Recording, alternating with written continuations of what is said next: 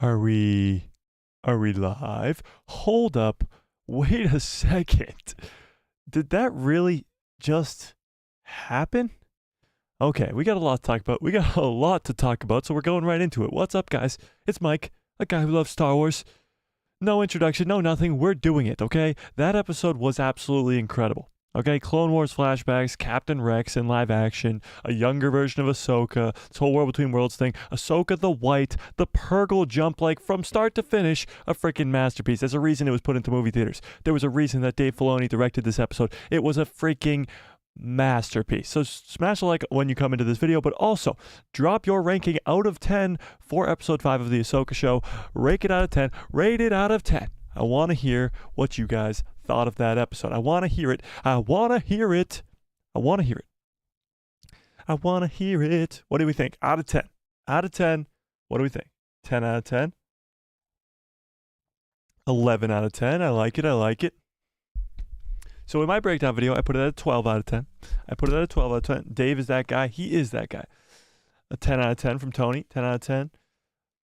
I mean, it seems like with the little bit of a few people here and there just crapping on the show because they're haters, it seems like the common consensus for almost the entire Star Wars fandom, which is hard to do, which is really, really hard to do, whether you're a prequel fan, sequel fan, original trilogy fan, or just animation, whatever it is. Almost all Star Wars fans seem to like this show, especially the last 2 episodes, which is great, absolutely fantastic. That's where we want to be as a Star Wars fandom, as a community here, but it's amazing.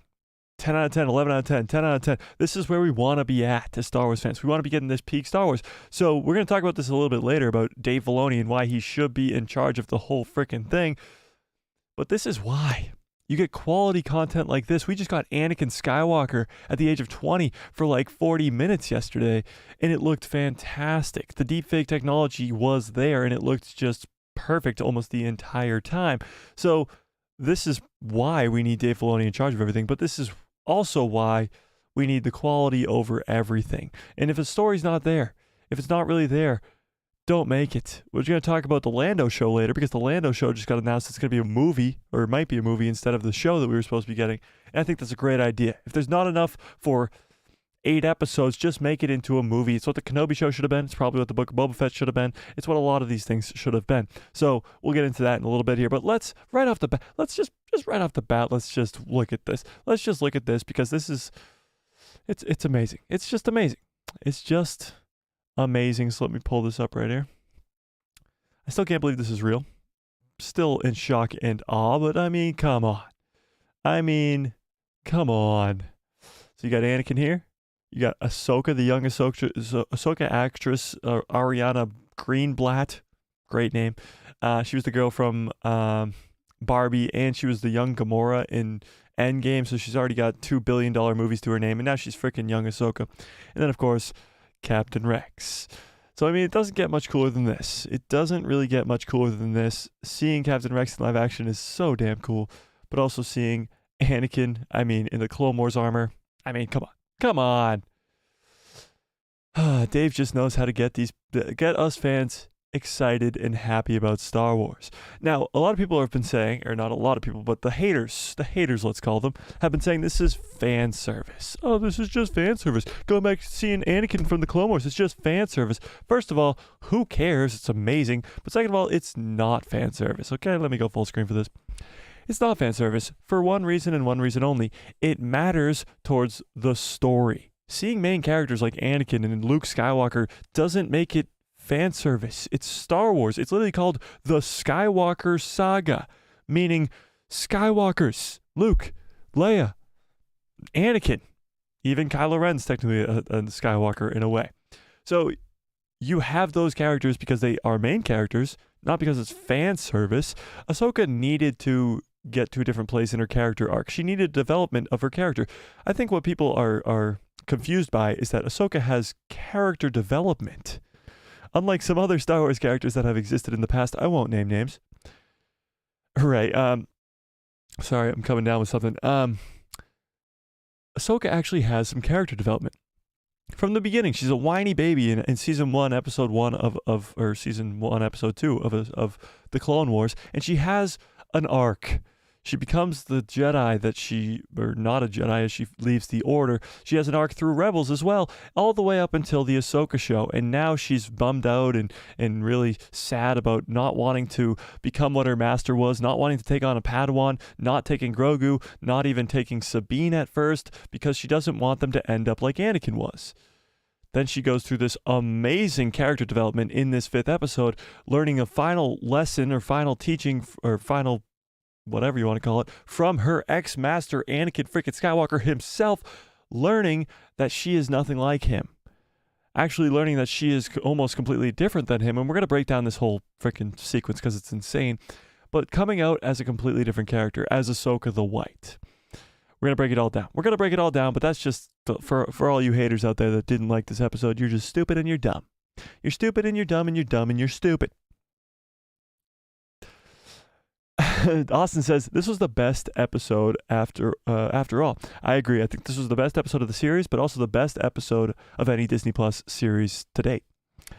I agree. Honey Badger says, Dave needs full control. He knows exactly what he's doing. I agree. I think Kathleen Kennedy might leave on a high note here because she's going to take Ahsoka as a big win, because it is a big win, and she's probably going to take that and hopefully ride it into the sunset, if we're being honest. Swagger Like Us says 12 out of 10. That's where I'm at too, Swagger. That's why I'm at too. Dennis says, what if the ending of Ahsoka is the ending of Rebels? Ezra cannot back. Wait.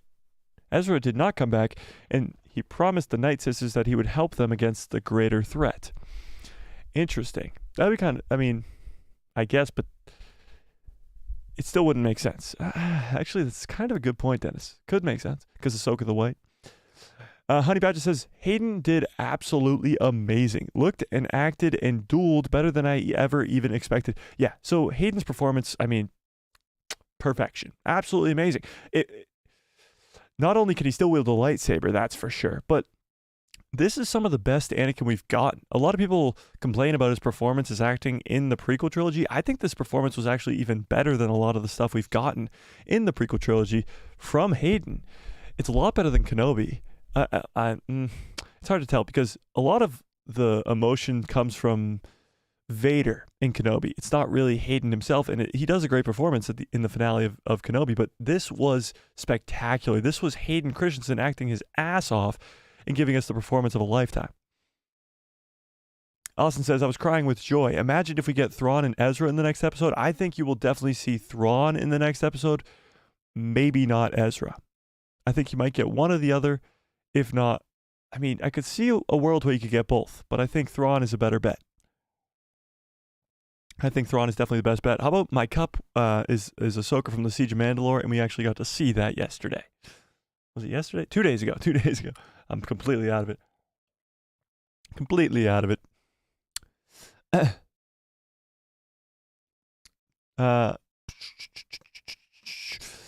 Swagger Like Us says, Episode 5 exceeded my expectations. Dave captured lightning in a bottle. This brought back the wonder, magic, action, mysticism, emotion, fun, action, and Kyner's music was the cherry on top. Oh my god, yeah. The music, the whole entire episode, but when there was the fight between, like, Dark Side Anakin, the Nightfall, what they're calling it, Anakin, and Ahsoka, that music was spectacular. So damn good. But yeah, Dave has definitely caught lightning in a bottle here. 100%. 1000%. Brittany says, we might get Thrawn and Ezra in this next episode in the last 15 minutes. I do think we will see Thrawn in this next episode for sure, because that's where Sabine's going. Sabine, Balin, Shin, Morgan Elsbeth, they're all on a ship to go see Thrawn. So I definitely think we'll see him in the next episode. And I do have a crazy video I'm working on that will probably come out Sunday, because I got a video that'll come out tomorrow. This video is about Leia. And you guys might think I'm crazy. You might think I'm crazy, but we'll talk about it later on in the stream, why I think Leia's in this show. Cat's Paw says, I love this episode. The Clone Wars scenes, oh my god. I'm so happy to see our Snippy Snips back. I know. So now we're back. She is the Snips that we remember from the Clone Wars, because she's gotten this final lesson from Anakin, and she's finally Ahsoka the White, as it were.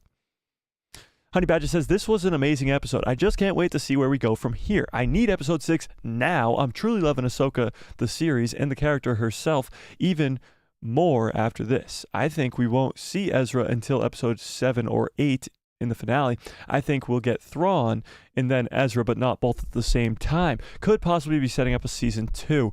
That's interesting. Let me ask you guys, do you guys want a second season of Ahsoka? Or do you want it to go into Mando season 4 and then straight into Dave's movie? Do you want an Ahsoka season 2 before Dave Filoni's movie? What do we think? What are we thinking? And to your first part of that, yeah, I 100% agree. This episode was amazing, and obviously I can't wait for episode 6, but this is the best part. Getting these weeks in between where we get to speculate about next week, but also get to just express how much we loved that last episode and go over it, because there's a lot to go over in this episode, because you can interpret things in many different ways. That's what I love about Dave Filoni. Yes, we want season 2, yes. But what if they just go straight into the movie? And what if the movie's a trilogy? What if, because of how successful Ahsoka is, Dave Filoni gets a trilogy? They just released the middle of the season, episode 5, the middle of the season, into movie theaters. Just give the guy a trilogy. Just give the guy a trilogy. Please. Brittany says, Rex. Give Lucasfilm to John and Dave. I agree. And yeah, Rex looked amazing. And I feel like nobody's really talking about Rex just because of the bigger things that happened in that episode with Ahsoka and Anakin in the Clone Wars flashbacks and all that stuff. But yeah, Rex was so damn cool. Rex was so damn cool. Carl Perry says 11 out of 10. Could not agree with you more, Carl. Austin says, I just came up with a crazy theory. What if the Night Sisters need Ezra's help? Yeah, well, that's what we've been hearing. I mean, there's probably going to be good Night Sisters and bad Night Sisters in this new Beyond or this new galaxy, whatever you want to call it. And I wonder if Ezra's going to be working with them or not. It'll be interesting. Shall be interesting. Dennis says C-3PO is in episode 7. You think? You think, Dennis? All right, let's just get to my theory then. While we're at, no, I'm going to save it. Brittany says, when are we going to get Skeleton Crew? Mando season 4, 5, Ahsoka season 2, and then a movie, possibly Boba season 2. Skeleton Crew, yes. Mando season 4, yes. Mando season 5, maybe. Ahsoka season 2, maybe. And Book of Boba Fett season 2, maybe. The movie's definitely happening. The movie is 100% happening. But those other things, we're not too sure. But Skeleton Crew probably is going to be delayed into next year. Cat's Paw says, need more setup before the movie. Do we, though? 3 seasons of Mando, 1 season of Book of Boba Fett, 1 season of Ahsoka, and then probably a 4th season of Mando. That's not enough setup. You're going to have Thrawn probably coming back into our galaxy at the end of this show. Thrawn will be introduced in this show. Maybe you have to build up him being more of a bad guy. But if the movies are going to be a trilogy, then the movies can build upon themselves. You know, it doesn't have to be all just condensed into one movie. Then you won't have to do all the world building. And like you said, there's not enough setup yet. Maybe you can do some of that setup in those movies. I don't know. Do you guys want a trilogy? Give me a 1 into the chat if you want a trilogy. Dave Filoni trilogy of Heir to the Empire.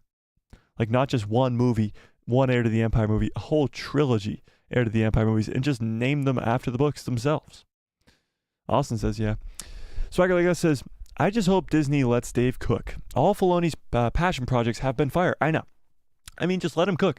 You've given him Rebels. It was spectacular. You've given him Clone Wars Season 7. It was amazing. Tales of the Jedi, amazing. Even The Bad Batch, even though it has slower episodes and Dave's not really all that involved anymore, it's amazing. So everything he touches, I've said this a million times, turns to gold. Dave Trilogy, the cowboy hat. Yeah, imagine. Brittany says, Grisk War trilogy with Thrawn and everybody else fighting them. I think you could get the Grisk, but after the sequel trilogy. I don't think you're going to get the Grisk before the sequel trilogy. I think you might get introduced to them in the Ahsoka show or maybe even in Dave's movie, like just talking about a greater threat. Balin's already doing it. He's talking about something bigger, something greater. And maybe that's the Grisk, maybe that's the Vong, maybe that's something along those lines. But that won't happen. That threat won't become a thing until after the sequel trilogy. So whether or not Ahsoka's still alive for that, whether or not they bring in Rey for that type of stuff, I don't know. It'll be interesting. It shall be interesting. Honey Badger says, I think we should get Mando Season 4 to wrap up all his story with him as the main character. Then Ahsoka Season 2, and then Dave's movie. I think we just need a little bit more from Mando and Ahsoka before the movie.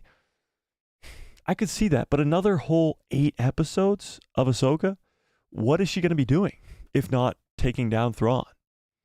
There'll have to be a story good enough to give another 8 episodes. I just don't think, at least right now, I don't think there is enough. I don't think there's enough.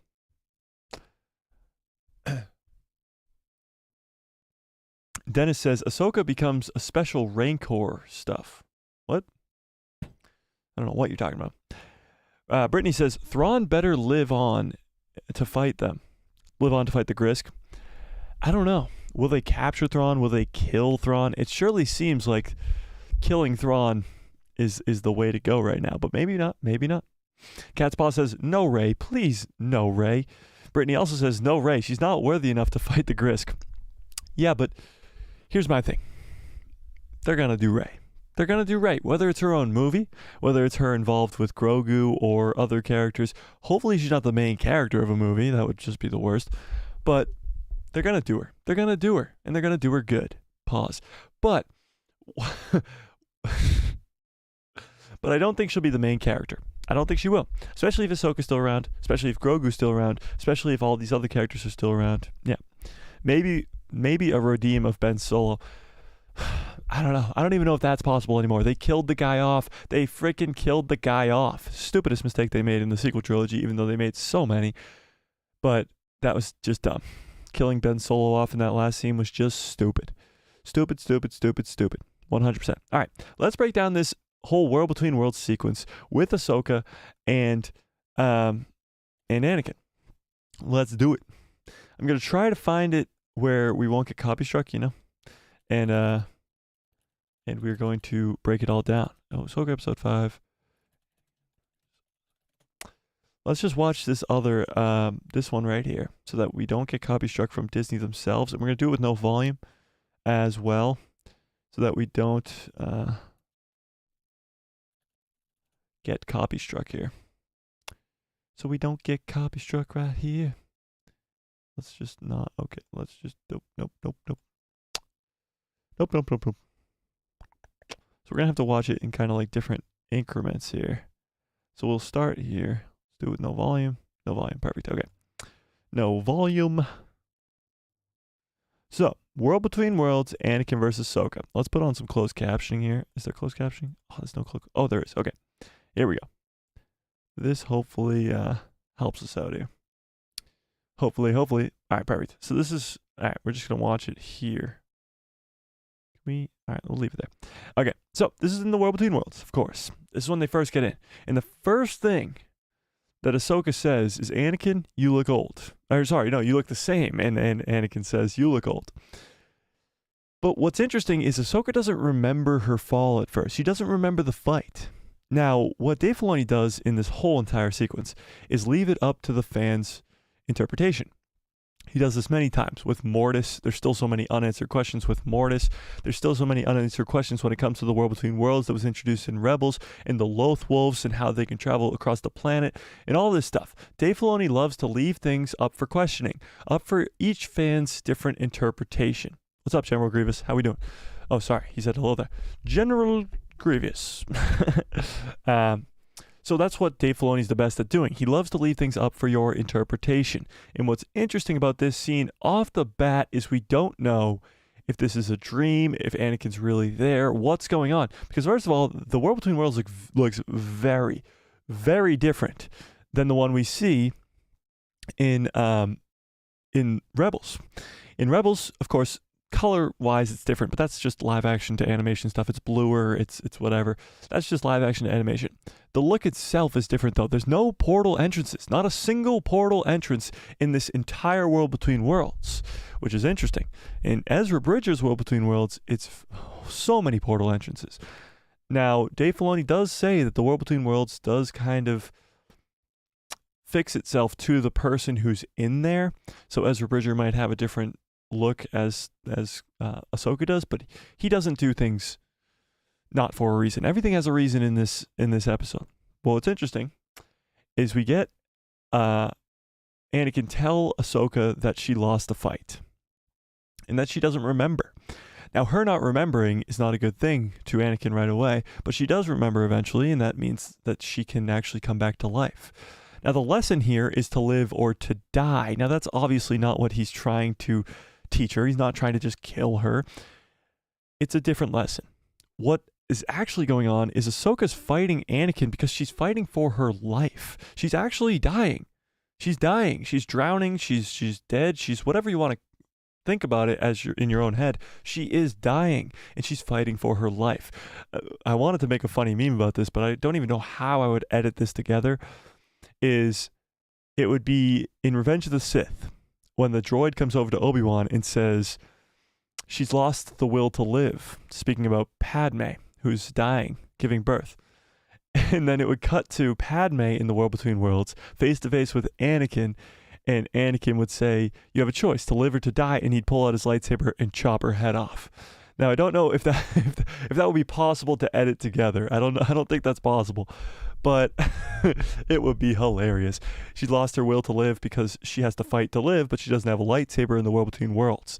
So Ahsoka here is fighting to live, and she can fight against Anakin because she has lightsabers. But Padme didn't, so he just chops her head off. I mean, wouldn't that be hilarious to see? So Padme didn't have something to live for. Ahsoka does. So we get this. Let's skip around a little bit here. First of all, Hayden's performance, so damn good. This right here, when he walks up to her, it says, what does he say here? He says, oh yeah, you're never too old to get another lesson. And he looks at her like that and calls her Snips. Oh my God, Hayden Christensen's the GOAT. The GOAT. And of course, he pulls out his lightsaber, and this was where things get amazing. So she says, "I'm not going to fight you." Now, this, of course, is a crazy parallel to Luke Skywalker in Return of the Jedi. He tells Vader he's not going to fight him. And of course, Anakin says, "I've heard that before." This is confirming big things here. This is confirming that this is Anakin. This isn't a dream. This is really happening. This is Anakin Skywalker himself. Ahsoka wasn't there. Ahsoka wasn't there. She wouldn't know that Luke Skywalker said the same thing to him. This is confirming that this is not a dream and this is real. This is really happening. And then we get the coolest freaking sequence here. Let's take just a quick peek. Hopefully we don't get copy struck here. He leans forward. I mean, Anakin really still knows how to wield this lightsaber, and things get intense. He overpowers her so easily. And what I actually like about this is it does give us very key information as to why Anakin Skywalker versus Obi-Wan on Mustafar was so much better than every other fight we've ever seen. And I completely agree. Swagger, he says the de-aging was perfect. It was perfect. He's the chosen one. And Obi-Wan has been training his entire life to be a Jedi. So the fact of the matter is, the lightsaber duels we're seeing in Ahsoka are very different than the ones from the prequels. Now, the reason that is because these people aren't trained as well with lightsabers. Anakin in this scene confirms that prediction, because Anakin's still wielding a lightsaber like he's straight out of the prequel trilogy. This is him from Revenge of the Sith, still wielding a lightsaber like a badass. But Ahsoka's not. She doesn't have the same amount of training as Anakin. She's not the chosen one. So the lightsaber duels now are less good, to say the least, because of the lack of training. And it makes sense. It really does. So we get the sequence, and they go at it for a little bit. And then it goes back to the real world. It goes back to Jason Syndulla looking out at the water, telling his mom that he hears lightsabers in the waves. Hera Syndulla can actually hear that as well. We get a mention of Senator Organa, Leia Organa, which is kind of cool, from Carson Teva, all that stuff. But what gets way more interesting is when they come out here and Ahsoka kicks him in the face. Right here. Ahsoka kicks him in the face and says, like, you have no more to teach me, or something like that. You've lost a step, whatever she says. And then Anakin says, "Ha, guess what?" and chops the bridge. And she falls. She falls, okay? Now, this is where, I mean, Dave Filoni's the freaking GOAT. It's not an entranceway. It's not a portal entrance, whatever you want to call it, like Ezra Bridger had in his World Between Worlds, but it is a dead end. You see it, I think, right here. Yeah, so you can see, like, it gets wider on this side over here. Maybe this is better.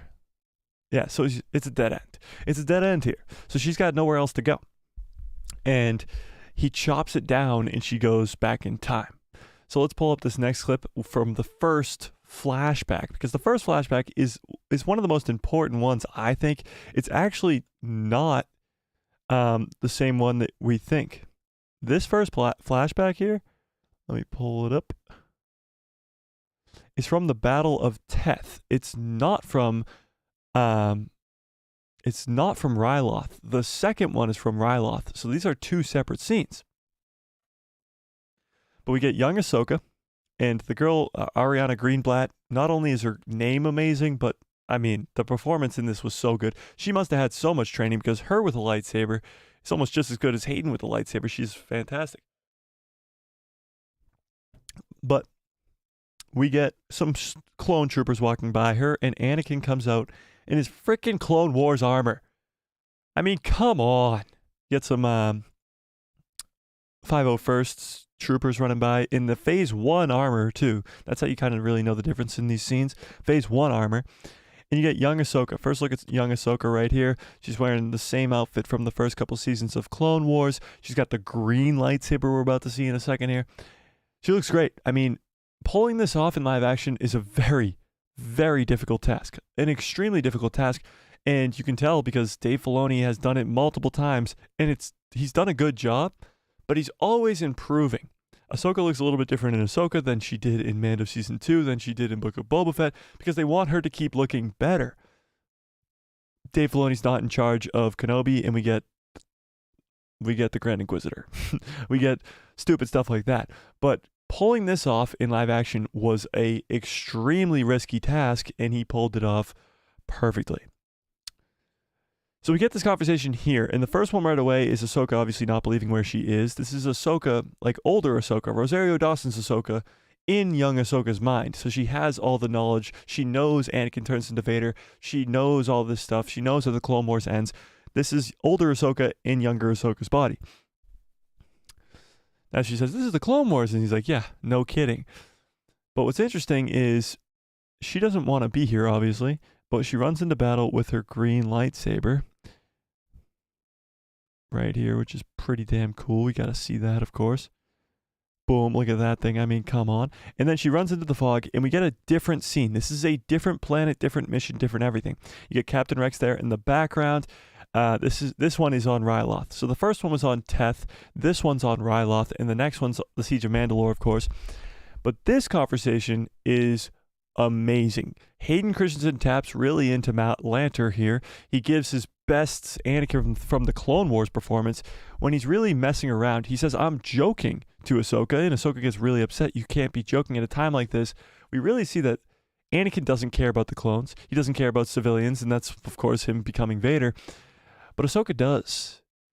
We see her bury all the clones at the end of Clone Wars Season 7. She cares more about innocent people and more about the clones than any other Jedi, really. You even see she's the only one who tries to save Rex, tries to save the other clones, doesn't want to kill the clones when Order 66 happens. When Order 66 happens, I mean, Anakin's out there slaughtering Jedi, but even Obi-Wan and Yoda and all these other Jedi immediately turn on the clones. They don't care about the clones. They're pretty much just cannon fodder. They don't care one bit.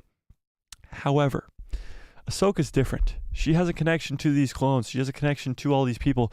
She is way different than her master was. And that's why she gets extremely upset at Anakin here in this scene.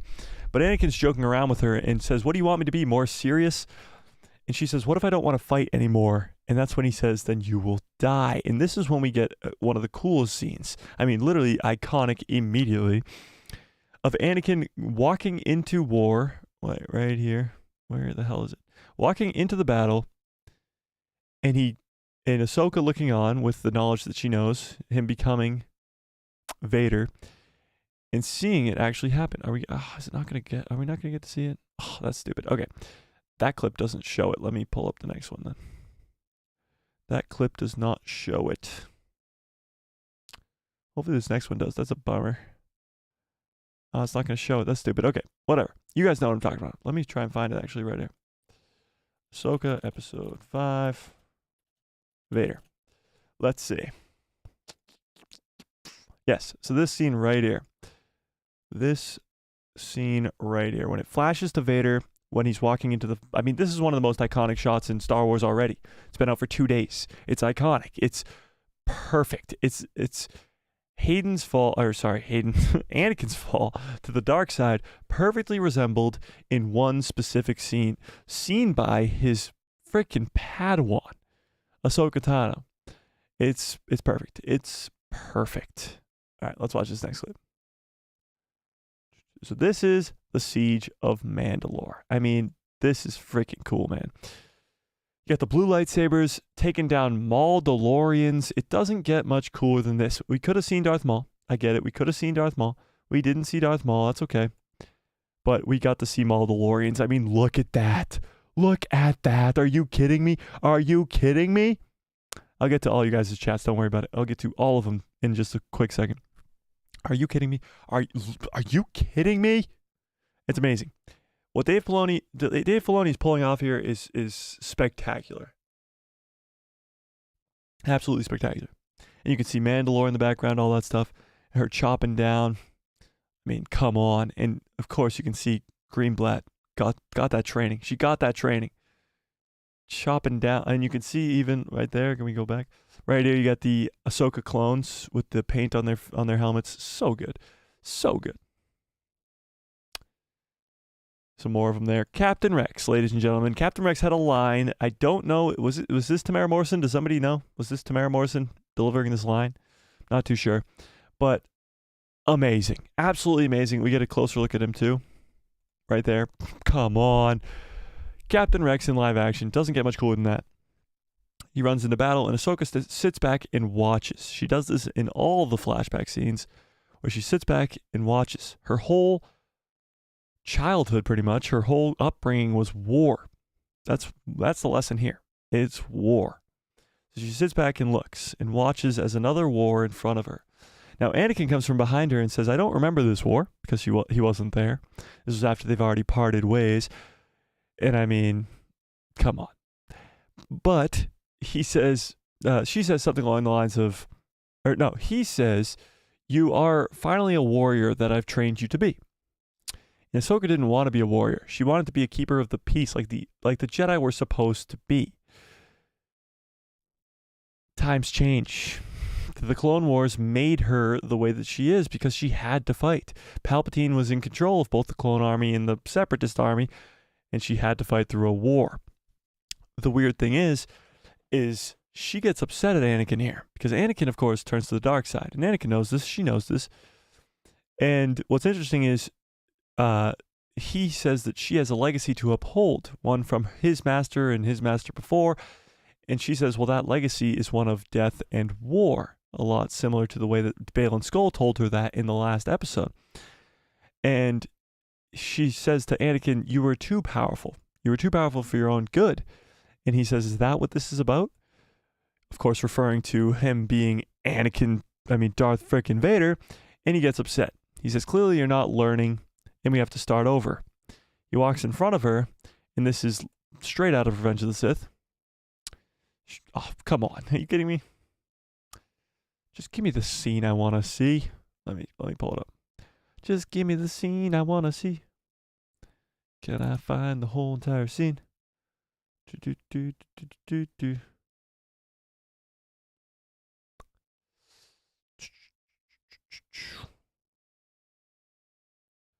No. Okay, here it is. I think this is it. Oh, this is the whole scene. Oh, perfect. This guy has the whole scene. All right, perfect. Found it. All right, here we go. So, he walks out in front of her, and literally the same way he does in Revenge of the Sith, pulls out his lightsaber. However, it's red. Fans have always wanted Anakin's lightsaber in Revenge of the Sith to be red. People have literally edited that together, with Anakin having a red lightsaber on Mustafar. Dave Filoni just gave us this, like, all freaking fanboy's dreams, gave us the red lightsaber. Turns around, his eyes are red, of course. Sith Anakin, Nightfall Anakin, whatever you want to call it. And he says, live or die. And she says, no. And he says, incorrect. And goes at her. This is when he just fucking toys with her. Boots her into Narnia. But this, again, spectacular. Absolutely amazing. This whole sequence is amazing. Greenblatt did her job. Anakin still knowing how to wield a lightsaber. Hayden, that is, kicks her into the world between worlds. And I mean, oh, it didn't show the flashes? Oh, come on. You're going to skip the flashes? You guys know what I'm talking about. It flashes to Vader. And I mean, does it get much cooler than that? Does it get much cooler than that? Of course, they didn't show it, but that's okay. Says you lack conviction. They get this cool, awesome fight. He eventually knocks both lightsabers out of his hands. And she takes his lightsaber from him. Now, this is, of course, not Ahsoka besting Anakin. A lot of people were complaining about this. How is Ahsoka better than Anakin? How does she beat him, even though he's fully dark side in this scene? This is Anakin testing her, seeing if she will go over the edge and go dark side. Of course, he can't be killed. He's already dead. Can't die if you're dead. But we see this little flourish of Ahsoka going to the dark side a little bit. We see her eyes go to these Sith eyes. Now, is it going to show it? It's not going to show it. Now, she doesn't go dark side. She does the same thing that Luke Skywalker does in Return of the Jedi, where she throws the lightsaber to the side. She wants to live. And the lesson has been learned. Okay, now what is this lesson that she's learned? It's a great question. Because, I mean, Anakin reverts back to his light side here. But it's a great question. Because he says there's hope for you yet. What is the lesson Ahsoka learns here? Now, I want to hear what you guys think before I give you my input on what the lesson actually is. What do we think the lesson is that he's learned here? Let me catch up on all these chats because you guys are the best. Let's see.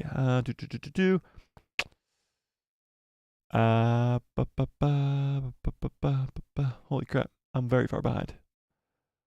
Cat's Paw says maybe. I already read that. Honey Badger says could episode 6 could be a 6-episode series like Kenobi, and could be consolidated like could be the conclusion to the first season. A whole season 2 of Ahsoka could be them fighting. I don't want them to wrap everything up in 3 episodes left. True. Well, they won't wrap everything up. They're gonna have to leave it open-ended for this Dave Filoni movie. Dennis says Ezra and Sabine will have a daughter and name them Jaina. It's possible. Cat's Paw says it's Star Wars. Ben Solo can come back. It's true. That's true. Austin says hands down the best episode. Oh yeah, 100%.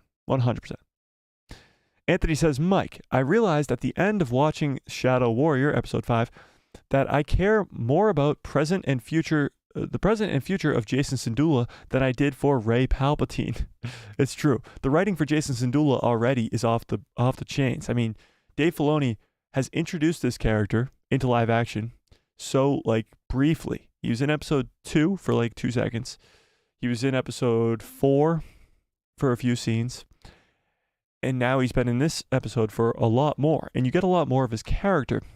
And we learn more about Jason. Now, I know you're not a fan of this, Anthony, but I do still want him to fall to the dark side. I do still want him to go down that arc of Jason Solo, because it would just mean so much more now. Knowing him as we know him now, and then seeing him fall to the dark side, it would be amazing. It'd be amazing. Dave Filoni did really cook with this one. He did, General Grievous, 100%. Give Dave Filoni the keys. Soon, Kathleen will retire. I hope so. Friggins, what's up, Friggins? Cat's Paw says, darn, what a good chat. What a good chat going on. But I have an appointment and mandatory meeting to attend to. May the Force be with you, with all of you. See you later, Cat's Paw. Thanks for coming by. Padme's life force was sucked out of her from Palpatine to use on Vader. Yeah, but that's not canon knowledge. It's not really a canonized information, is it? General Grievous says, the Anakin / Ahsoka stuff was so good. It really was. It really was spectacular. And let me get some good cups full orders, please, in the chat. I'm losing my voice already. We're only 40 minutes in. Guys, I'm working on the merch. I'm working on the merch. I promise. I promise I'm working on the merch. You know what would help, though? If you became a member. There's a link in the description below to become a member of the channel, support the channel. It's the best way to support. And, of course, if you don't have any money to throw around, just watching, smashing a like on the video, hitting subscribe is the best thing you can do. Honey Badger says he's the father, Anakin Skywalker. I do think he is the father. I think this confirms it without confirming it, you know? Yeah, no. Swagger says the de-aging was perfect. It was. Anakin is the father, Ahsoka is the daughter, and Maul is the son. I do hope so. I do hope so. He did the same thing Baylan did to her in the fight, overpowering her with one last move. Yes. Vader equals the father. Yes, I agree. Anakin finally got the high ground. That's true. Yeah, when he slices the bridge, he does get the high ground. You're right. It's true. Raheem says, I made it. Yes, Mike. Well, hello, Star Wars family. What's up, Raheem? How we doing? Clone Wars flashbacks were insane. They were absolutely insane. I mean, what did they mean, though? That's what we're trying to get to the real core of this lesson. Because she comes out a completely different person. Ahsoka the White. Completely different person. What did she learn in there? Swagger Like Us says, it's unreal how cinematic Ahsoka has been on a Disney Plus budget. The sky's the limit with the Mandoverse film, giving us a Ghost Crew reunion. Din Djarin, Grogu, Han, Luke, Leia, Cal Kestis, Hondo, Rex. I know. It's really like anything is possible in this movie. And a lot of people who don't believe that Dave Filoni's going to bring Luke into the mix, he's not going to have Luke in his movie. Are you crazy? He brought Luke in The Mandalorian Season 2 when he, quite frankly, didn't have the technology to do so. Luke in Mando Season 2 looks like Luke, but it doesn't look all that great. Then a year and a half later, he brings Luke back for an entire episode of Book of Boba Fett. He looks spectacular, but still not perfect. Then he does a whole freaking episode of Anakin Skywalker in the Ahsoka show. You're going to tell me that this guy's not going to bring Luke, Leia, and Han into his movie? I think you're crazy. I think you're absolutely crazy. Dennis says, what if the Night Sisters need Ezra to connect to the animals? I don't know, Dennis. I mean, that's looking very far into the future. General Grievous says, it is great seeing Anakin in the Clone Wars armor and young Ahsoka. I know. It was amazing. And the way they pulled it off was just spectacular. I mean, come on. It was so good. Not usually, I mean, live action animation, going in between both of those things is very tough to do. We have already a knowledge of what Anakin looks like in live action. We already have a knowledge of what Anakin looks like in his Clone Wars armor.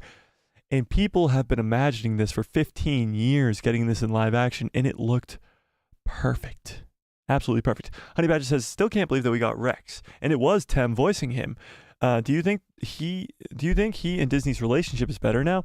I think we will get more Rex or Boba in the future. I think we will get a lot more Boba and Rex in the future. Maybe an older version of Rex, maybe not. Not too sure yet, but I do think we'll get more. Yes, and I don't think his relationship with Disney was ever like bad. I think they just didn't call him up for Mando Season 3, and he was probably hurt by that. General Grievous says, I love the Anakin and Vader shot. It's so good. Oh yeah, when it flashes back and forth from Anakin and Vader, it's really just Dave showing us that I'm the GOAT, and I'm going to do whatever the fuck I want. That's literally what he's telling us, because he's just literally can do whatever he wants and gets away with it because it's so damn good. And not only that, that allows other creatives, other people working with Star Wars, like John Watts, Jon Favreau, all these creative people who are doing their own thing, on whether it be Skeleton Crew or Mando or whatever it is. It allows those people to go big and not worry about budget or about what the higher-ups like Kathleen Kennedy are going to think, because if it's good, if the fans love it, it's going to be great. And it doesn't matter what the executives think. It was Tamara Morrison. He was credited as Captain Rex or Commander Rex in the credits. That's awesome. That's awesome. That's amazing. That is amazing. Swagger Like Us says, Anakin's first two initials are AN. And Samurai AN means Sky Father. What? George Lucas loves anthropomology, and it shows. Is that like... That would just be insane. AN stands for Sky Father. That's pretty bonkers if we're being real. Honey Badger says, this shot was probably my favorite of the entire episode. Completely depicts Anakin and Ahsoka's relationship from the Clone Wars. I'm guessing you're talking about the one where they're standing side by side. It really does. It really does. Anakin was trained to be a warrior, not a keeper of the peace. Oh, sorry, Ahsoka was trained to be a warrior, not a keeper of the peace. Yeah, she wanted to be trained to be a keeper of the peace, not a warrior. It was almost the reverse for Anakin. He wanted to be trained to be a warrior, and he got trained to be a keeper of the peace. He just had to happen to be a general later on. It's crazy when you think about it now, because the Clone Wars had to happen for Anakin's fall, and Palpatine was just pulling all the strings from behind the scenes. His master plan was so damn good, and that's what hurts even more, that the sequel trilogy was not planned out, because Palpatine returning could have made sense, could have been so good if Palpatine planned his return as well as he planned out the Clone Wars. The guy was pulling the strings for the Separatists, pulling the strings for the Republic, and he had in mind the entire time pulling Anakin over to the dark side. He's a super genius, super evil genius, and it's so good. It's so good. Honey Badger says, the lesson is to keep fighting physically and mentally. If not, she will lose her way. She will lose her way and can end up dead. One sec. Losing my voice. Like she almost died to Baylan, being unbalanced due to her attachment to Sabine. That's a good take. That's a good take. Yeah, so she almost dies because of her attachment to Sabine. Yes, I can see that. All right, let's keep reading. General Grievous says, it's interesting that Anakin seems older when embracing the dark side in that last scene. I did see that. It's almost like they de-aged him less when he was in the dark side. I got an impression that dying means completely falling into the dark side. I could see where you got that, but I don't think so. Because you can still be a Force ghost. You can still be a light side of the Force when you die. I could see that. ABCD, yeah, what a great name, says, I think it looks like Anakin finally found the peace that eluded him his entire life. The beginning and the end seemed to show a new Anakin who has fulfilled his destiny. True. We never saw him this way before. That's true. He can snap in and out of the dark side, but he's not actually going dark side. He's just doing it to help train Ahsoka. He is at peace, and he has finally found that peace that he's tried to find his entire life. You're right. What I would have loved is just a mention of Padme. Just a mention of Padme would have been nice. Honey Badger says, no. I said that Anakin used the same move Baylan used against Ahsoka when he overpowers her. That's true. Yeah. No. 100%. Darth Malik, what's up? Says, Ahsoka learned that without purpose, she will die, and that all her training and fighting will be for nothing. Interesting take. The whole lesson has layers. Also true. What's up, Logan? How we doing? Glad you could come. General Grievous says, I think the part of the lesson was to embrace the fact that she is a warrior and Padawan of a man that became Darth Vader. True, she has to embrace that. All right, so here's my take. And I'm making a full-on video that will come out tomorrow at 12 p.m. Eastern Standard Time. Be there for the premiere. The full-on lesson is this. Well, there's multiple lessons, of course, like General Grievous says, it's layers on layers. But the overarching thing I would say is going on here is, of course, one, her fight for life. That's why she's fighting Anakin. She's fighting to stay alive in the real world. But the lesson that's being shown is that although she grew up throughout wars, just her entire life, the Clone Wars, being in the rebellion versus the Empire, and now she's trying to stop another one with Grand Admiral Thrawn coming back. She grew up as a soldier, as a warrior. She was trained by her master to be a warrior. However, the Ahsoka we see in the first 4 episodes of the Ahsoka show is bummed out. She's sad. She's not the Ahsoka we remember from the Clone Wars. She's not as upbeat and happy, and you can't blame her. Her master became the most evil guy in the entire galaxy for 20 plus years and killed thousands of innocent people. So you can't blame her for being a little bit bummed out, because she could have stopped it. She probably in her own head thinks she could have stopped Anakin's fall. However, what she learns And of course, she didn't want to have a Padawan. She says no to Grogu. She says no to Sabine. She eventually says yes to Sabine, but that's a whole different thing. She says no to Sabine. She says no to Grogu. She doesn't want to have an apprentice because she doesn't want the apprentice to turn out the same way that Vader did. Evil, killing innocent lives. She doesn't want that to happen. And she thinks because she was trained by Anakin that she will have those same lessons to her own Padawan, and they could be taken differently. Now, we see Ahsoka in the Clone Wars flashbacks. She's very different than everybody else. She cares about the clones when nobody else does. She cares about the innocent people when kind of nobody else does. In a war. So she's grown up with this war. She wanted to be a keeper of the peace, but she's forced to be a soldier, a warrior, whatever you want to call it. And what happens is, by the time of the Siege of Mandalore, and of course you have to remember this is Ahsoka from the future in her own mind, she knows what happens. She knows that Anakin falls. She knows that all of this is for nothing. She knows that this whole entire war is for nothing. But what she learns is that her legacy is one that has not been written yet. The legacy of her master is the one that has been written, and it is one of death and war. What Anakin's teaching her is that she doesn't need to live in the shadow of Anakin. There's a reason it's called the Shadow Warrior. It's because Ahsoka is living in the shadow of Anakin Skywalker. And what happens in this whole sequence is she comes out from that shadow. She bests Anakin, and instead of striking him down and going full dark side as we see the Sith flare in her eyes, she throws the lightsaber to the side, the exact same way Luke Skywalker does. And honestly, this is Anakin teaching Ahsoka the same lesson that Luke taught Anakin. His son taught him this, and now he's teaching his Padawan. It's a whole crazy thing going on.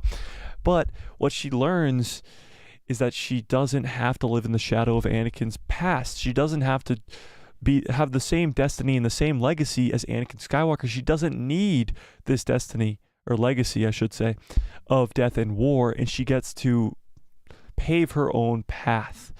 And not only that, she learns that her morals are different than Anakin's. Of course, she wouldn't fall to the dark side like that. And if she does have a Padawan, that Padawan won't fall like Anakin does. It won't be the same thing. It'll be very different. Now, what's interesting is when she comes out, she's a completely different person. She's Ahsoka the White. She's smiling. She's upbeat. She's happy. She's like, even the scenes themselves become brighter. There's no more clouds in the sky. You can see the Purgle and all this other stuff. So it's a lot brighter. It's a lot, like, Dave Filoni really did a great job directing this episode.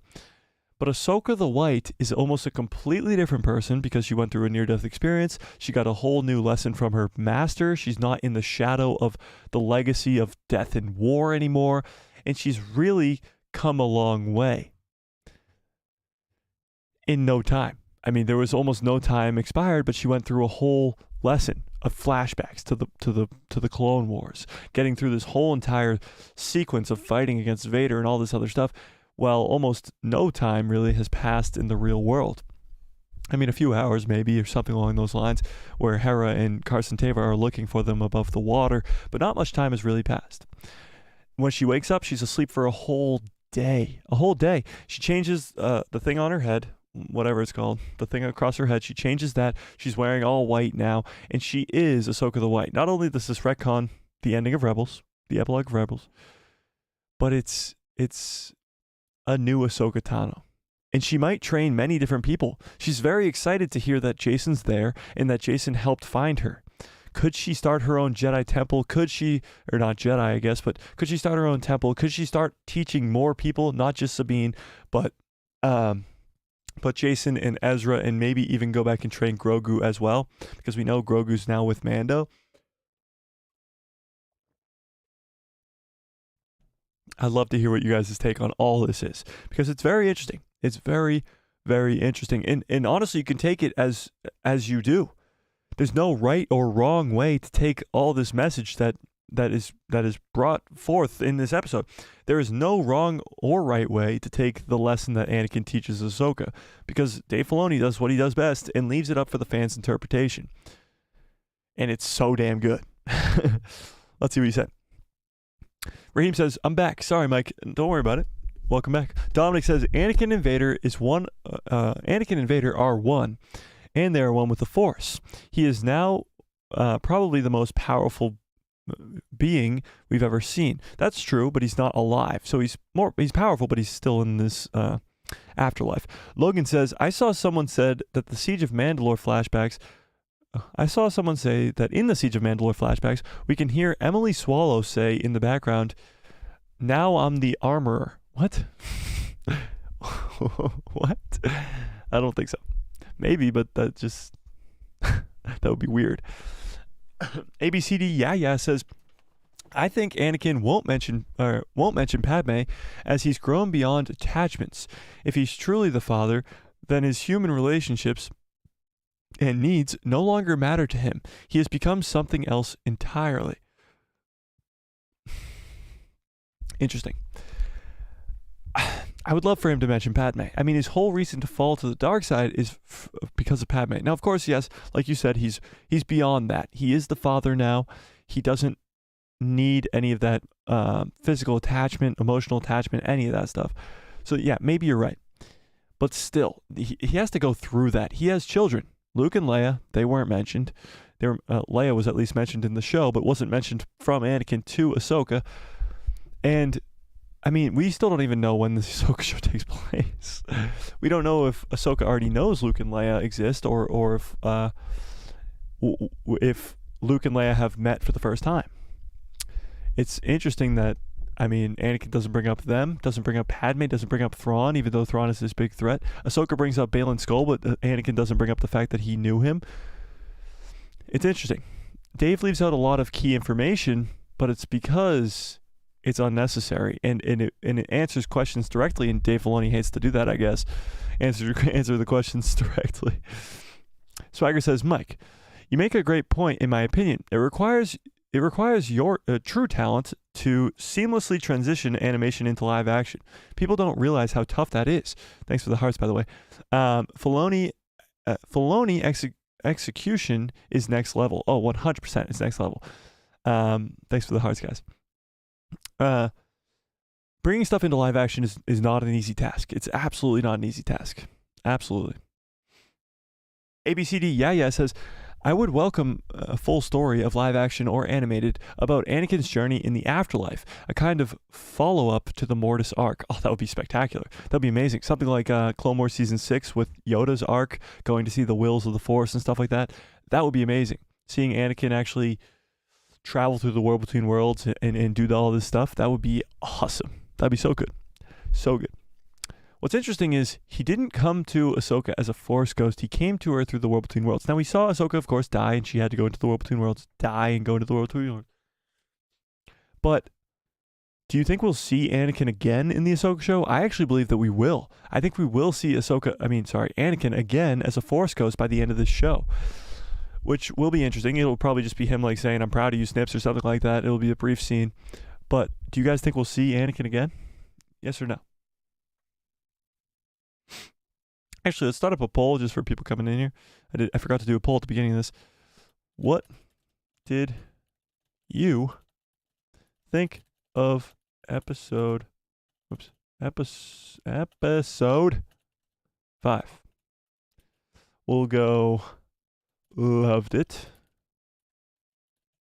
We'll go liked it. We'll go and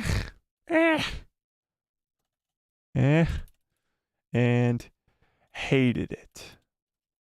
If any of you say hated it, just rethink your life. Just rethink your life. Just rethink your life. Honestly, it should be 100% loved it, but it's your personal opinion, you know? It's your personal opinion. Right off the bat, it's already 100% loved it, and I'm loving it.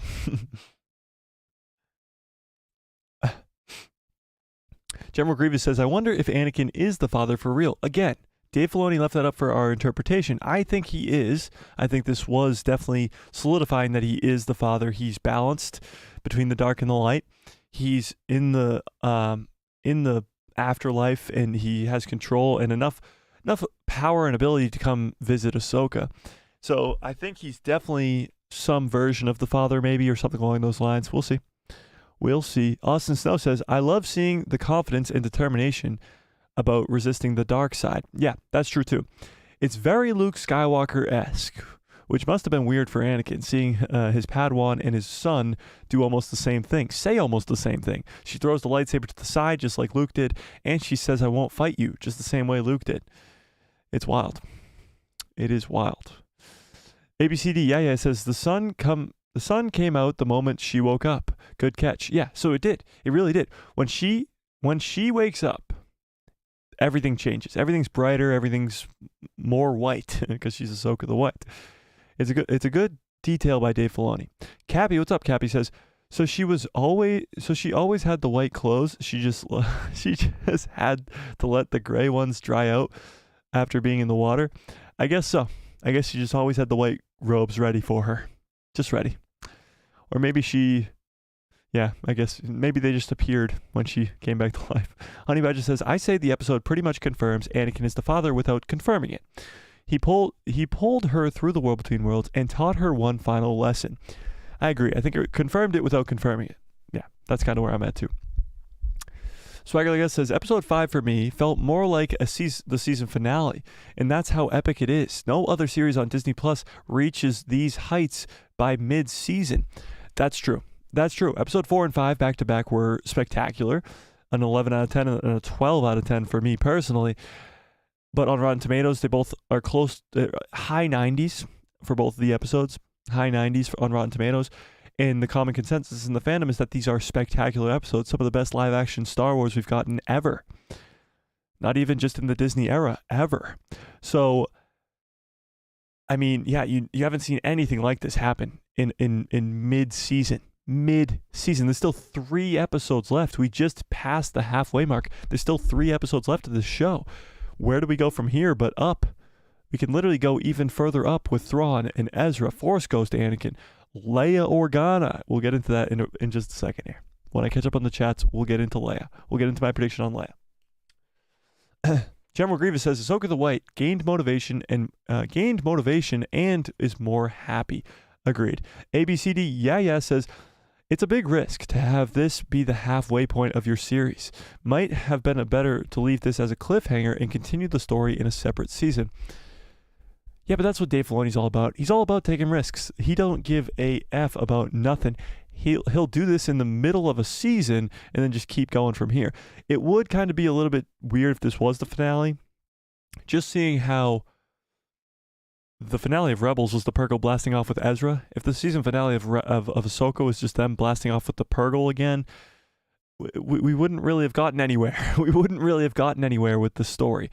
So I think there's still a lot to set up with Thrawn and Ezra and this undead army and all this other stuff in the New Beyond. So yeah, there's still a lot to get to. Yeah. Cappy says, so if I put it on a white t-shirt, it might give me motivation. However, I wear gray t-shirts. Oh no, Cappy. Yeah, try putting on a white t-shirt. It might make you a little bit more happy and more in tune with the Force. You know? General Grievous says, died and was reborn like Gandalf. Yeah, so a lot like Gandalf the White. And Dave Filoni has made that comparison many times in interviews. He's taken the inspiration from Gandalf the White. Anakin did kind of care about giving Ahsoka the lesson, so I do think he still cares about Padme. True. He does care. He wanted Ahsoka to live, for sure. 100%. Raheem's World says, I know one thing. I want season 2. I truly do. Well, there you go. Swagger Like Us says, Balin says, your legacy is of death and destruction. Made a lot of sense upon seeing the Clone Wars flashbacks in episode 5. Now all the previous episodes are enhanced when some are complaining that Ahsoka wasn't herself. Oh yeah, 100%. People who were complaining that Ahsoka wasn't herself in those first 4 episodes, she's not the same character we remember from Clone Wars and Rebels. Obviously she wasn't. She's not. And that's why. She's still mourning, pretty much, and feels the guilt of Anakin Skywalker on her shoulders. And now that's been lifted, and we get back to the Ahsoka that we know and love. Honey Badger says, I think we'll see his Force Ghost. He may not interact with Ahsoka, but it might be just a simple frame. Yeah, I think he'll maybe like give a one-liner or something to Ahsoka at the end of the series, like good job or something. But we'll see. Cappy says, personally, I don't think it was the real world between worlds. I think it was all just in Ahsoka's head, regardless of Jason hearing it. That's why she woke up back in the water. Well, Cappy, the only thing that I have to disagree with that is Anakin. Anakin remembering things that Ahsoka didn't. Now, of course, Anakin wasn't at the Siege of Mandalore, and Ahsoka was, so that's the opposite. But when she says, I won't fight you, and Anakin says, I've heard that before. Ahsoka wasn't there for when he heard that before. How would Ahsoka, in her own head, have Anakin say that to her? It couldn't have been a dream or in her own head. It was Anakin actually there. And yeah, that's what, yeah. Logan says, I know it's far out. They said you had to have subtitles on. Probably that's bull. What? I know it's far out, but they said you had to have subtitles on. What are you talking about, Logan? Not too sure. General Grievous says, I loved episode 5. Yeah, me too. Let's see where the poll's at. 93% of you guys loved the episode, and 7% of you guys liked the episode. Interesting. Nobody hated it. That's good. And nobody even thought it was which is also good. Also good. Freak says, Ahsoka the White in the house. What's up, Freak? Yeah, she's amazing. She is great. Austin says, I guess Ezra and Sabine's daughter will have to be called Trisha because of Tristan. What? What are you talking about, Austin? I have no idea what you're talking about. Logan says, your dark shirt, Mike, is giving dark side vibes. Well, that's because I'm a Sith Lord. Obviously. And I mean, blue's not that dark. What are you talking about? It's got Grogu on it. He's smiling. It's a pretty happy-go-lucky shirt, if I do say so myself. I'll wear my black shirt next live stream, and then I'll be full dark side. What if I got, like, red contacts, too, and I was just, like, Sith Lord Mike?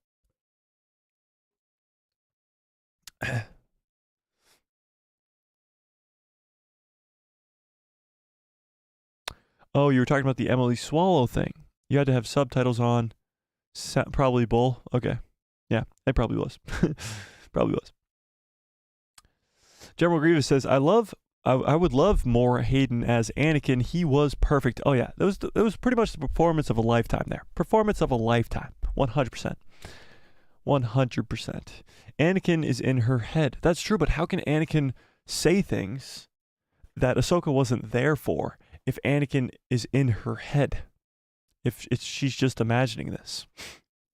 Tony says, in episode 1, we saw Ahsoka take Sabine to search for Ezra. That was episode 2, but yeah. And now episode 5, we see Ahsoka take Hu Yang to search for Sabine. That's true. That is true. We've come a long way. Freak says, I like how the World Between Worlds was there for the familiarity. But for casuals, it's a very spiritual surrounding. That's true. That is true. I'm sure many casual fans were extremely confused. I did watch it with some casual fans, and they didn't seem all that confused. They understood what was going on. There was flashbacks to the Clone Wars. It is easy to follow. Dave Filoni's done a good job of doing that. For people who haven't seen Clone Wars and Rebels, it is easy to follow, you know? You know?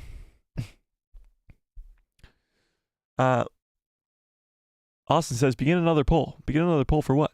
What should the poll be? This poll is still going strong. This poll is still going strong. You mean yellow contacts, though? Yeah, I know, yellow contacts. But even in this last episode, Anakin had the red contacts in, which was weird.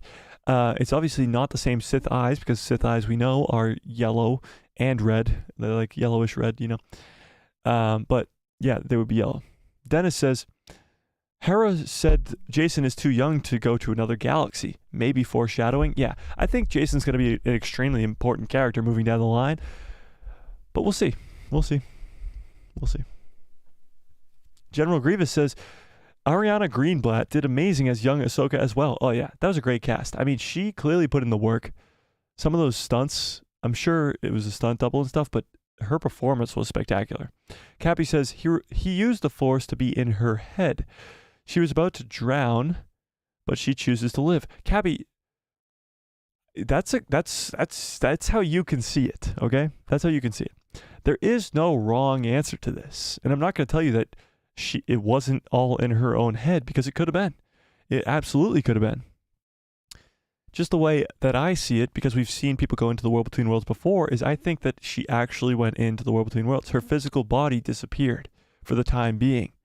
That's why when they did the search before, they couldn't find her body, but when they did it after she returned, they could see her body.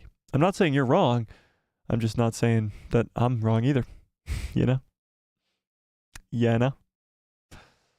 Lawrence Marcus, what's up? Says, hello there. It's great time to be a Star Wars fan, isn't it? I'm so excited for Thrawn, my favorite Star Wars character. That's awesome. Yeah, Thrawn's definitely coming.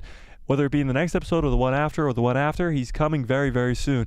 And yeah, it is such a good time to be a Star Wars fan. I said this like 6 months ago, kept reassuring you guys, this is the best time to be a Star Wars fan. And you were probably all looking at me like I had 3 heads, like I was insane. But, I mean, fast forward 6 months and here we are. We had a little bit of a slow spurt there for about 6 months where we weren't really getting much content at all. And here we are now getting some of the greatest Star Wars content to ever exist. Could not agree with you more.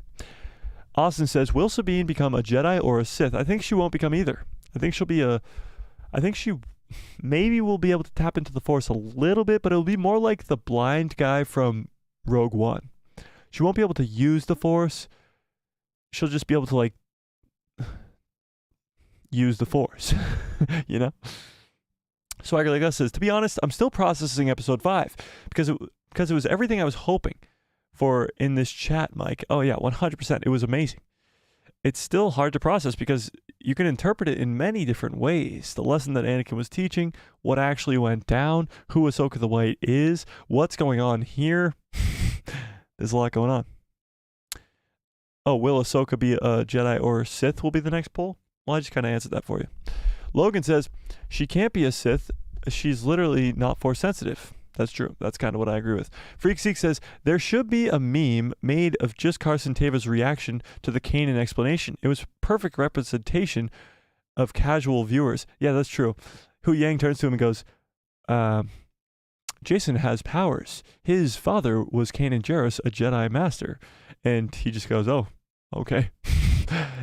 Like it's how most people will react to what he just said, because people don't know who Kanan is unless you've seen Rebels. So yeah, there you go. General Grievous says, my personal Star Wars favorites are General Grievous, obviously. I mean, it is your name, and Jango Fett and Anakin Skywalker. Good choices. You must be a sequel fan, huh? That one made me laugh. So Aguilera says, now we've seen all the scenes in the trailers and TV spots. I can't wait for episode 6. That's true. All but the Thrawn scenes. All but the Thrawn scenes. So the 2 Thrawn scenes, of course, just the back of his head and the front of his face, are the only 2 we haven't seen yet. But everything else is. So we got 3 more episodes to come, and we don't know anything that's going down in these episodes, which is awesome. Absolutely amazing. Cappy says, so if Sabine turns to the dark side, it's really just her being in a bad mood if she doesn't have the Force. Yeah, I guess so. Yeah, 100%. Yeah. All right, let's get into this theory we were talking about a few weeks ago. You guys remember this? Give me a 1 into the chat if you remember this.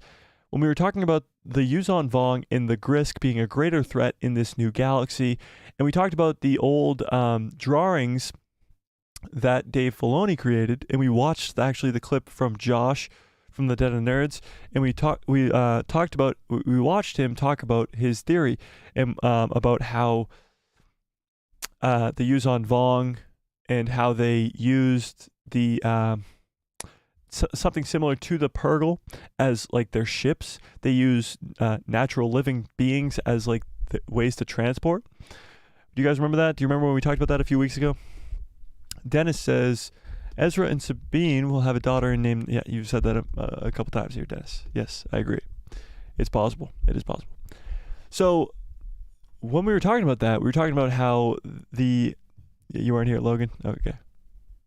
So, we were talking about how the Yuzon Vong had these scout ships. And Dave Filoni actually drew up concept art for Star Wars Rebels. Was it Clone Wars. For the Clone Wars of these scout ships for the Yuzon Vong. And the drawings were very similar to the look of the Purgles. And people were like, oh, it can't be possible. They can't be scout ships for the Yuzon Vong. They're literally just giant space whales that don't do anything. However, now Ahsoka's going into this new galaxy in the mouth of one of these Purrgil, meaning other people could fly their ships right into these Purrgil as well, maybe Yuzon Vong, and use them as transportation devices as well. It is possible that something, maybe not the exact same thing that we were talking about before, but it could be something very similar, where the Yuzon Vong could be introduced in this new galaxy, and they could actually be using the Purrgil as a natural way to go from one galaxy to the other instead of using like an Eye of Sion or something like that. It is a way for them to invade the galaxy, because we don't know how many Purrgil there really are, but it is possible that they could be using them as a means of transportation, which would actually be insane. Absolutely be insane. Dennis says Abeloth. Abeloth would be cool too. I mean, never put it out of the realm of possibility, but Abeloth would kind of be too overpowered. General Grievous says, I'm kind of still processing episode 5 as well. A lot of cool things happened. I know. It's a lot. It's a lot. Swagger says, I remember. Yeah, so you remember when we went over that? So, honestly, episode 5 confirmed that for me, that these Purrgil are kind of, or could be the scout ships for the Yuzon Vong, because they could travel inside of them and travel between galaxies, which would be interesting. J1DRZ says, hi, Mike. What's up, Jay? You made it. General Grievous says, there's a shot of Thrawn that we didn't see in the trailer yet. Yeah, that's true. Early stream today. Yeah, we got an early stream today. I got something going on later. So we had to go early. Oh, yeah. Thanks for reminding me completely. Saturday's stream is going to be at 2 o'clock in the afternoon. 2 o'clock in the afternoon, 2 p.m. Eastern Standard Time. 2 p.m. is Saturday's stream. I got something going on all night. So I can't do it at all at night. It has to be in the afternoon. So we're doing a 2 p.m. on Saturday. So be there. Absolutely be there. What else you got going on? Don't lie to me. You got nothing else going on. Be there. We're going to be predicting episode 6 because we don't know anything that's coming next. And we're going to be talking about what we think's coming next. And it's going to be good. It's going to be good. Dennis says, the leaks say that the Night Sisters could have created the Purrgil. Really, Dennis? What? I haven't seen those. But that'd be kind of cool. Created the Purrgil? I don't know about that, but maybe use the Purrgil to their own advantage. Possibly. Cappy says, they are dedicating the whole episode to the bad guys. You think episode 6 could be dedicated to the whole bad guys? That would be wild. Your pal Joe says, what's up? Your pal Joe says 2 p.m. sounds awesome to me. Episode 5 was a monster. I absolutely loved it. Oh, yeah, I absolutely loved it as well. I'm glad you can make the stream, by the way, even though we're earlier. Swagger says, from the leaks Josh was referring to, one source mentioned that a new threat that isn't Thrawn. This threat won't be explored in Ahsoka Season 1, though. I don't think it will be explored in Ahsoka Season 1, but I do think it will be mentioned in Ahsoka Season 1. I think we will get either a mention or a first look or something along those lines at maybe the Grisk or the Vong. Whatever one they go with. I don't even know which one they'll decide. You know? All right, let's get into my Leia theory because I'm hyped up about it. I'm hyped up about it. And let me know if you guys like it.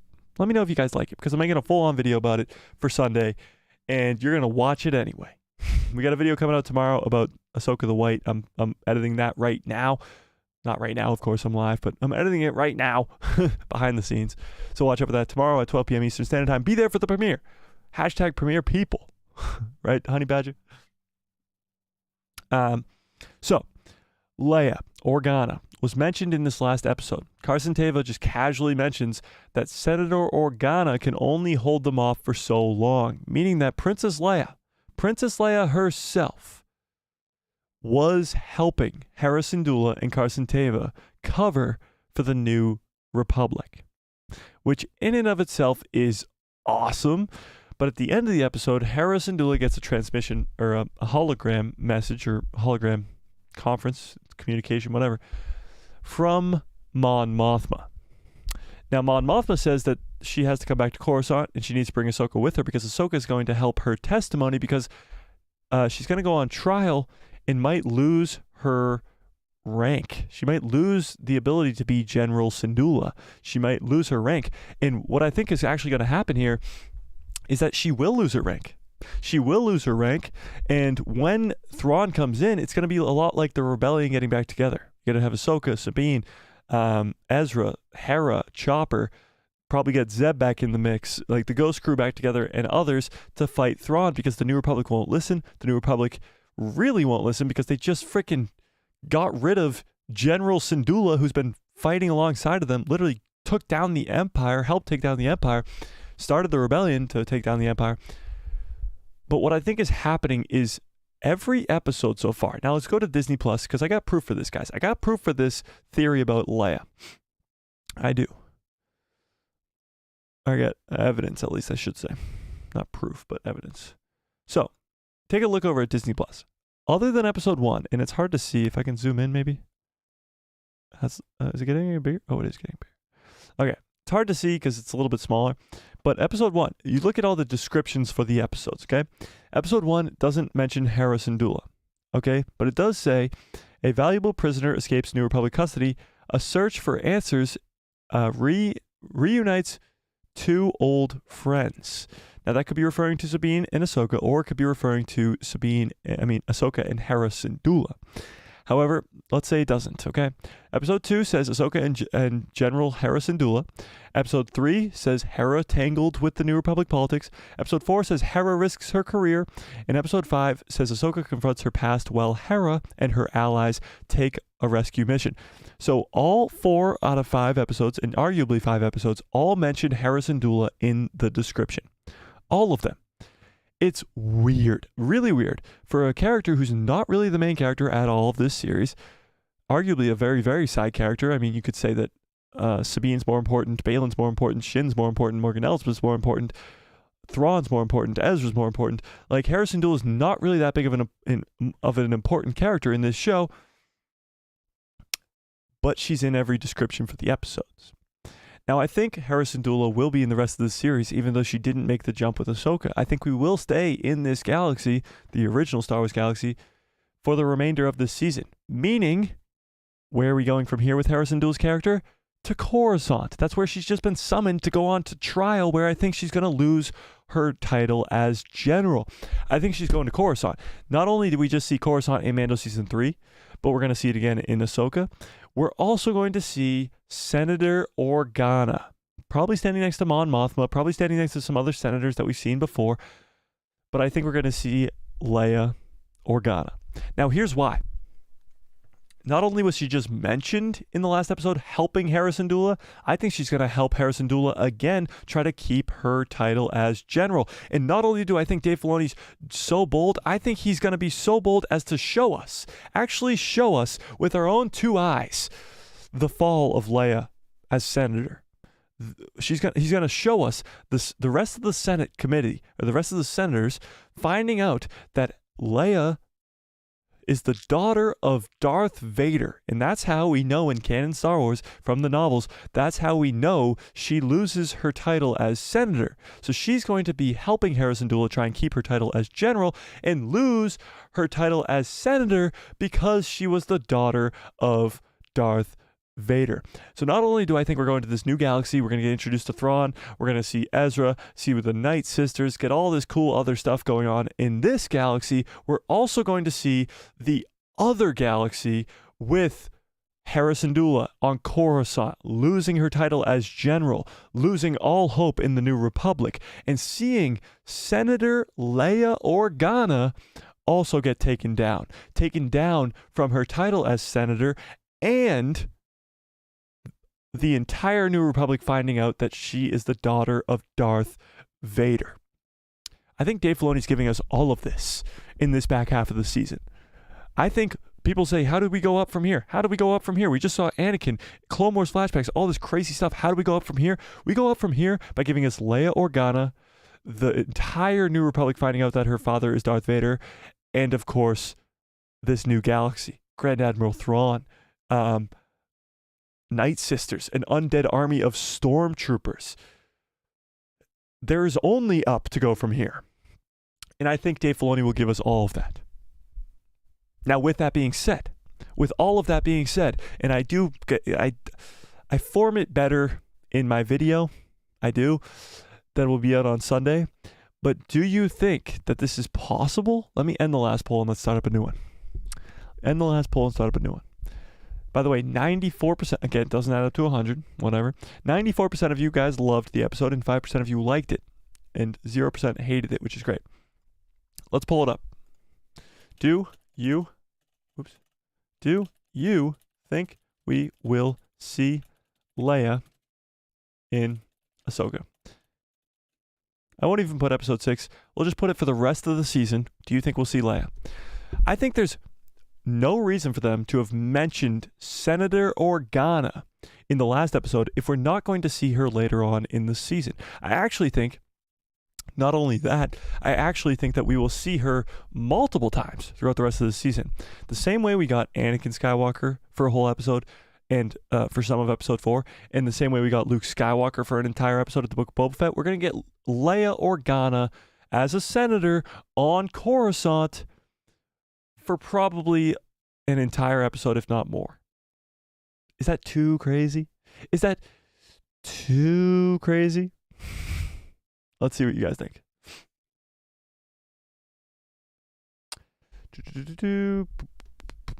Austin says, I can't wait for Leia. There you go. Marcus says, I would love to see Thrawn kind of end up winning by the end of this season so that he can be defeated in Filoni's movie. I mean, I think Thrawn is literally so angry that he can't really make mistakes. Oh yeah, I think Thrawn is going to win this season, for sure. I think the good guys are taking the L in this season, and it will set up the movie, for sure, Marcus, 100%. Freak6 says, I always thought that the Bendu was partly the father, like Kanan was somewhat the alpha loth wolf. No, Bendu's kind of his own thing. He's not the father, but he's very balanced in the Force. But I see where you're coming from. Swagger Guest says, episode 5 content on YouTube is killing it via viewership. That's true, a little bit. My episode 4 breakdown actually did spectacular. My episode 5 breakdown's not doing as well, but we'll see how my video tomorrow does. We'll definitely see how it goes from there. General Grievous says, as someone who got into Star Wars back in the late 2000s through the Clone Wars, this episode was very special. Yeah, 100%. I mean, there's so many Clone Wars fans out there that are at the age now of like mid-20s to 30s that really, really love this episode.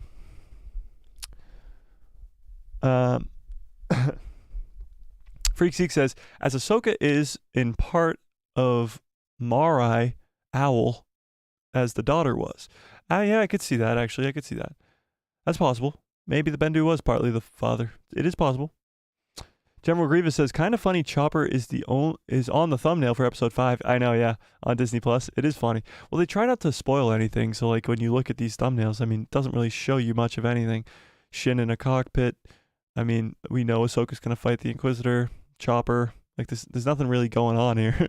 Doesn't spoil anything on these thumbnails. It's true. It is true. Cappy says, so you're telling me that Balin and his team did all that crime instead of being eaten, or did all that crime instead of being eaten by Purgle? Well, yeah, but they didn't know that. How are they to know that? They just look at these Purgle and honestly, Balin looked scared by them.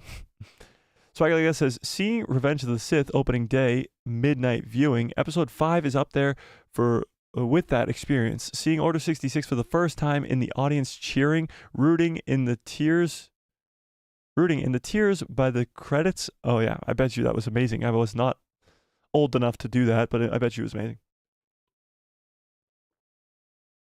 Wow, right away here, guys. 89% of you guys think that we will see Leia. That's actually crazy. I thought you guys were going to disagree with me. Raheem says, oh my God, I love this theory. Thanks, Raheem. General Grievous says, Senator Leia Organa. I know, it's great. Austin says, maybe Leia will step down as senator, and that's how she will be promoted to general. Well, she starts the resistance because the First Order rises up. She loses the title of senator because her father is Vader. General Grievous says, I wonder if the whole original trilogy crew will be in the Heir to the Empire movie since they were a part of the original EU/Legends story. That's a great question. I think they will. All these people were like, oh, they don't have enough money. They're not going to do this because they don't have enough money. They're going to stick with their Rebels cast and their Clone Wars characters. Those people are dumb and stupid. I think there's no way that Dave, in his own mind, is going to do Heir to the Empire and not involve Luke, Leia, and Han. And even if not for the entire movie, he's not going to pass up the opportunity to give something that the sequels hasn't done, which he's done multiple times already, by giving us Luke Skywalker, by giving us Anakin as at least a Force ghost, whatever you want to call it. Many things that the sequel trilogy didn't give us, Dave Filoni has already given us in The Mandalorian or Ahsoka or Book of Boba Fett. But what he's going to give us is Luke, Leia, and Han in the same room together. Because the sequel trilogy didn't do that once. Give us the three main characters in the same room together. And I think Dave Filoni will do that in his movie. I do. Freak C says, Millie Bobby Brown would make a great cast for Leia, but they'll probably go CG. Oh, I think they'll definitely go CG. Deepfake, 100%, just because they've done it already with Leia in Rogue One. They've done it with Anakin. They've done it with Luke. And I don't think they're recasting anymore. I just don't think it's possible. I think it is possible, but I don't think they are doing that. Swagger Like Us says, every Mando series has a big reveal. The Mythazar, Luke, Cad Bane, etc. Leia coming into the fold would be awesome for the Mandoverse in general. Oh, 100%. The fact that we've been through 4.5 seasons of Mando content and haven't seen Leia is honestly weird. It is. We've seen Luke. I guess if you see Leia, you see Han too. He's given us Jason Syndulla. He's given us Anakin Skywalker already. He's giving us Thrawn. He's giving us Ezra. He's given us Sabine. He's given us Hera. He's given us Chopper. He's given us all these characters in live action. He's going to give us Leia. And honestly, I wouldn't be surprised if he gives us Han Solo too and a young Ben Solo. Dave is just that guy. He's just going to do that. He's already broken the internet twice. Last week with Anakin showing up at the end. This week with the Clone Wars flashbacks. Next week probably with Leia. The week after probably with Thrawn and Leia, whatever. The next week after that with Han and young Ben Solo. Who knows? This guy's going to break the internet every single week moving forward. I do think it's possible. I don't think it's possible. I think it's likely. Raheem says, if your theory is correct about Leia, what senator do you think will be messy enough to do this? Could be Kaz's father. It definitely could be Kaz's father. I think it will be Kaz's father. What the hell's his last name? Ziono, something like that. Let me pull him up here.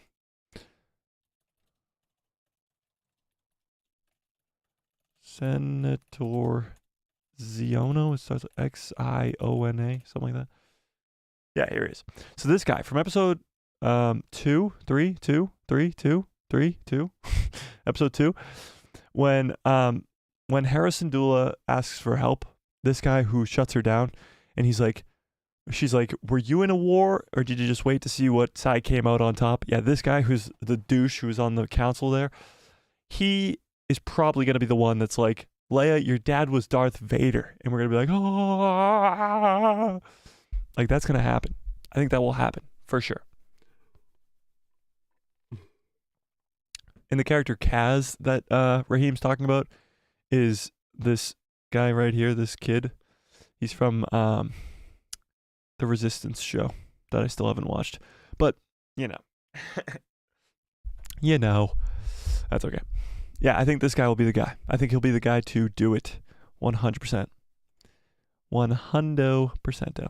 Cappy says, even Bib Fortuna made a comeback. I know. Even Bib Fortuna made a comeback. And there was Hutz, too, in the Book of Boba Fett. Like, people who think it's crazy to see Leia clearly haven't been paying attention to Star Wars. We've gotten all these characters come back. Boba Fett, Luke Skywalker, Anakin Skywalker, Bib Fortuna. All these crazy legacy characters have already come back.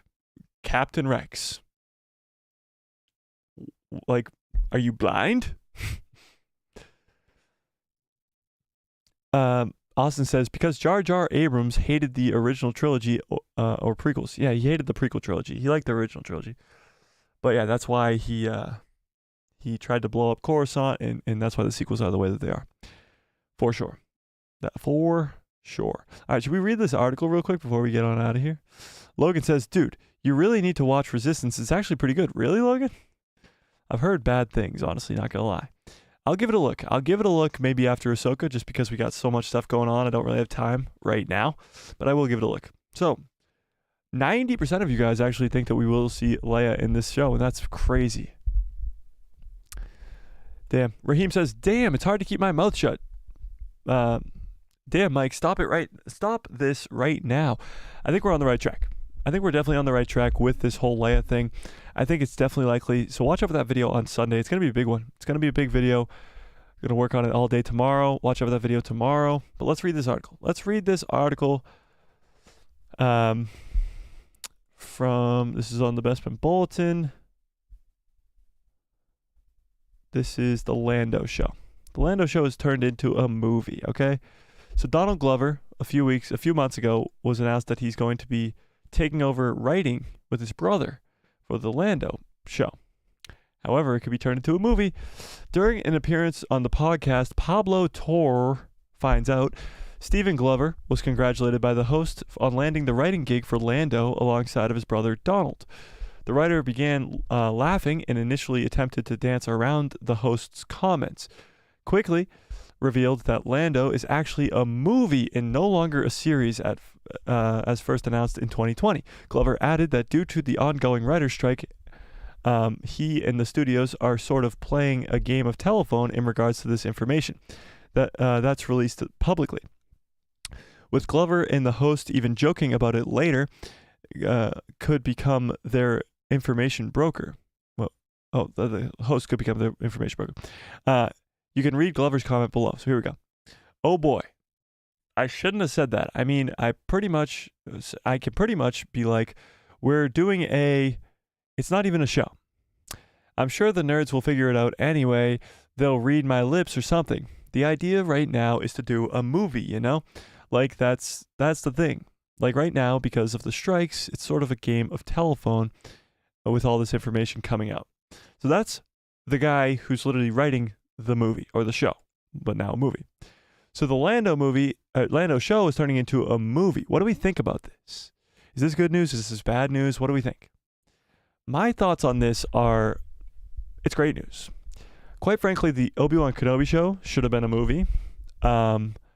Just some of that stuff shouldn't have been in there, didn't need to be in there. You don't need to drag out a story to create a show. Just if it's only a 2-hour story, give us a 2-hour story. It can be a sequel to Solo. It can be perfect. It can fit into Lando's story. It can do all the good things. It could be amazing. This book right here. Yep. Shadow of the Sith.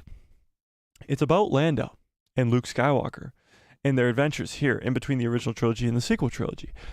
There's a lot of Lando stories that are untold, and a whole movie about it with Donald Glover and his brother writing it could be quite good. Yeah, I think it's good news. Jay loves it. Yeah, exactly. 100%. Swagger says, making this into a film is another step in the wrong creative direction at Kathleen Kennedy. I actually disagree.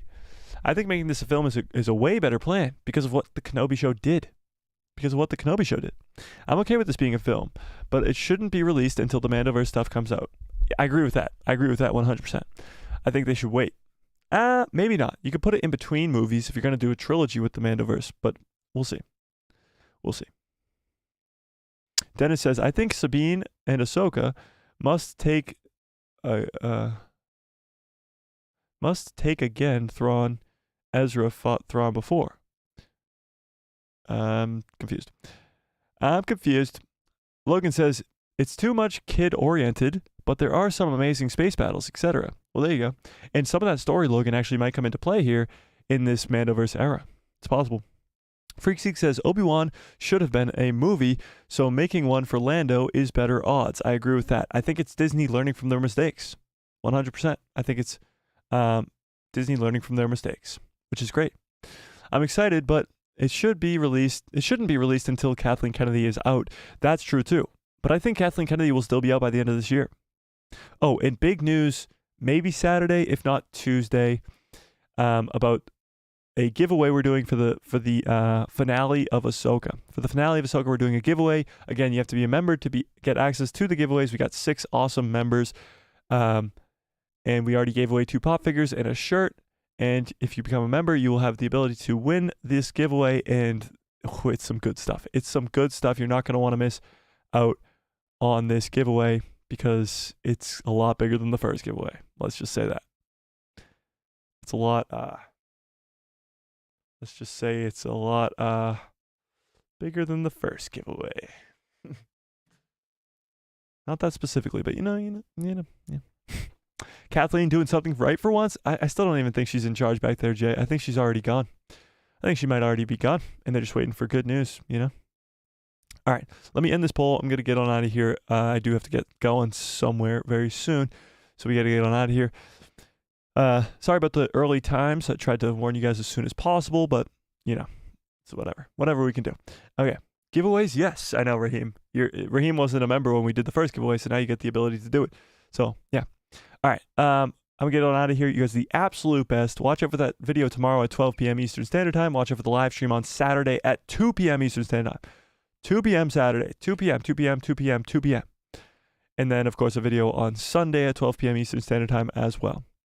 So, smash a like on this video, hit subscribe, and hit that bell so you get notified every time I post a video. And my pretty face will show up in the recommended feed of yours. Shout out to everybody who was here on Tuesday.